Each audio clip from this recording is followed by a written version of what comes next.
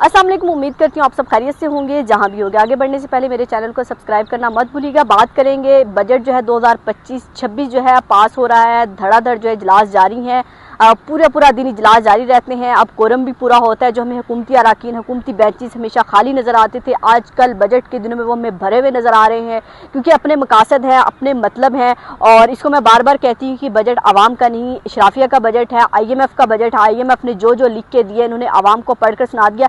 लेकिन बदकिस्मती की बात यह कि IMF ने इनके प्रोटोकॉल्स पर, इनके शाही खर्चों पर कोई पाबंदी नहीं लगाई। तमाम पाबंदियाँ आवाम के लिए हैं कि आवाम पहले सैलरी पर टैक्स देगी, फिर जब सैलरी निकलवाएगी उस पर टैक्स देगी, फिर वो कोई चीज़ खरीदेगी उस पर टैक्स देगी।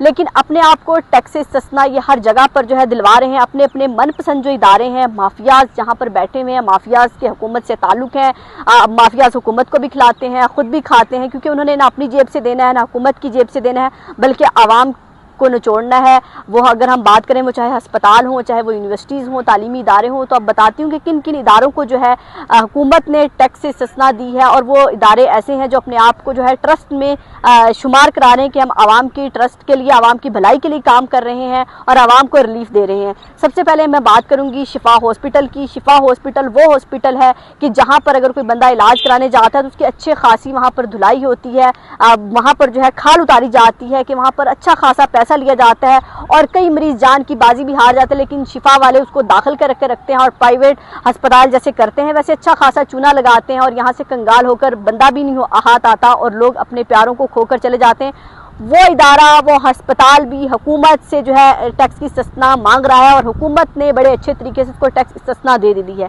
फिर हम बात करते हैं कि फौजी फाउंडेशन जैसा इदारा, जहां हम बजट की बात करते हैं कि हमारे यहाँ बजट आवाम के रिलीफ के लिए कोई बजट नहीं रखा गया, लेकिन दिफाई बजट में आवाम ने भी कोई एतराज़ नहीं किया, भरपूर तरीके से सपोर्ट किया कि दिफाई बजट में इजाफा होना चाहिए, क्योंकि हमारा दिफा मजबूत होगा तो हम मजबूत होंगे।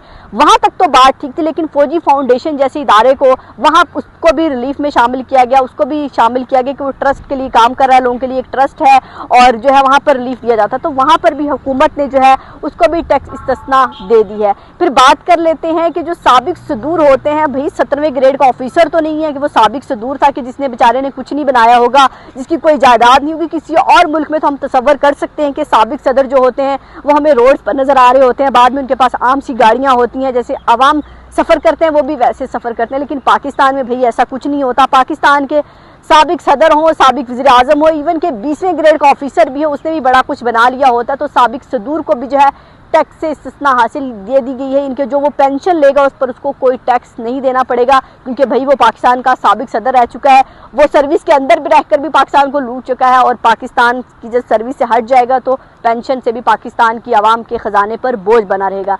फिर बात करते हैं ज़ैबिस्ट यूनिवर्सिटी हो या कॉमसेट यूनिवर्सिटी हो, प्राइवेट यूनिवर्सिटीज़ ने आवाम को जो है एक ऐसा चूना लगाया हुआ पढ़ाई के नाम पर कि एक सेमेस्टर की जो है 2-2, 2.5 लाख फीस है। कई जो सिलेबस हैं ऐसे होते हैं कि IT के हैं और कोई ऐसे सब्जेक्ट्स हैं जिनकी फीसें ज़्यादा होती हैं, लेकिन उसकी मद में उस तरह से ना पढ़ाई है ना चेक एंड बैलेंस है। बसेज उन्होंने खटारा रखी हुई हैं जिनमें जो है ज़रूरत से ज़्यादा स्टूडेंट्स को भर्ती किया जाता है, भरा जाता है कि बस इतनी ही बसें जाएंगी। वो गंदी बसें हैं। वैसे इस्लामाबाद में जो है वो धुआं छोड़ती गाड़ियों की एंट्री मना है, लेकिन तमाम प्राइवेट यूनिवर्सिटीज़ की बसें, चाहे इस्लामिक यूनिवर्सिटी हो, ज़ैबिस्ट हो, कॉमसेट यूनिवर्सिटी, इनकी बसें तमाम शहरों में धुआं छोड़ते हुए जाती हैं और ज़रूरत से ज़्यादा उसमें स्टूडेंट्स डाले हुए होते हैं। बस जैसे जानवरों को, बैल बकरियों को डाला हुआ और स्टूडेंट्स को लेके जाया जाता है। वहाँ पर कोई चेक एंड बैलेंस नहीं है, बच्चियाँ गर्मी में बेहोश हो जाती हैं, लेकिन वहाँ पर भी टैक्स इस्तिस्ना दी गई। इस हुकूमत ने रिलीफ दिया है कि वो भी टैक्स नहीं देंगे, आवाम को जितना मर्जी लूटें तो आपको जो है कोई भी पूछने वाला नहीं है, किसी के भी शिकंजे में आप नहीं होंगे।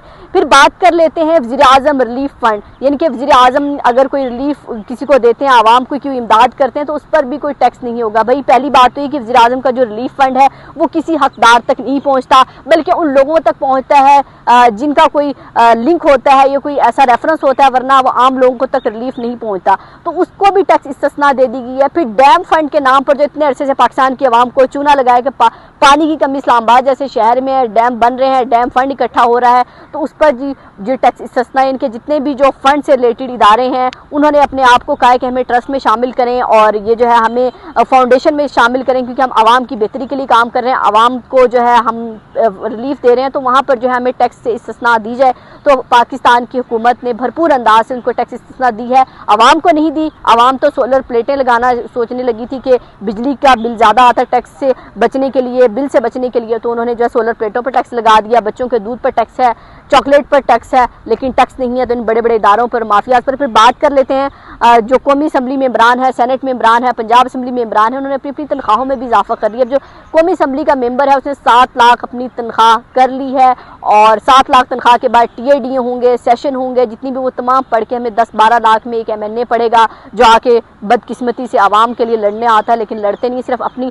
और सबसे मज़े की बात यह है कि अब एक कमेटी तश्कील दे दी गई है। पहले तो कोई जो है स्पीकर की रूलिंग होती थी कि आपको अपनी तनख्वाह बढ़ाने के लिए स्पीकर की जानिब देखना पड़ता था, लेकिन अब स्पीकर की जानिब नहीं देखना पड़ेगा, बल्कि अपनी कमेटी है। जैसे अदलिया जजेस अपनी तनख्वाहों में खुद इजाफा कर सकते हैं, वैसे ही अब कौमी असम्बली मेंबरान भी जो है अपनी तनख्वाहों में इजाफा कर सकेंगे। उनको कोई रोकने वाला नहीं है, कोई पूछने वाला नहीं है। और भरपूर अंदाज से बजट जो रोला डाल के रखा कि खजाना खाली है, कुछ नहीं है, हम बड़ा मुश्किल बजट लेकर आ रहे हैं, और आज वज़ीर-ए-आज़म शहबाज शरीफ बजट पेश करने वालों को मुबारकबाद दे रहे हैं। शर्म आनी चाहिए शहबाज शरीफ साहब को, फॉर्म 47 की हुकूमत, क्योंकि आवाम पर बिजली का बम गिराकर, महंगाई का बम गिराकर, टैक्सेस का बम गिराकर आपने शराफिया को रिलीफ दिया, FBR जैसे इदारे को आपने रिलीफ दिया, जिसका काम ही आवाम से टैक्स इकट्ठा करना है। वो खुद टैक्स नहीं दे रहा तो उन लोगों से क्या टैक्स लेगा जिनसे उसने वाकई लेना है। मिडिल क्लास तबके को आपने तबाह कर रख दिया, और उसके बाद आप कह रहे हैं वही बड़ी वाह आप जो है मुबारकबादें दे रहे हैं उन लोगों को जिन्होंने बजट पेश किया। लेकिन आवाम में ज़रा जाएं,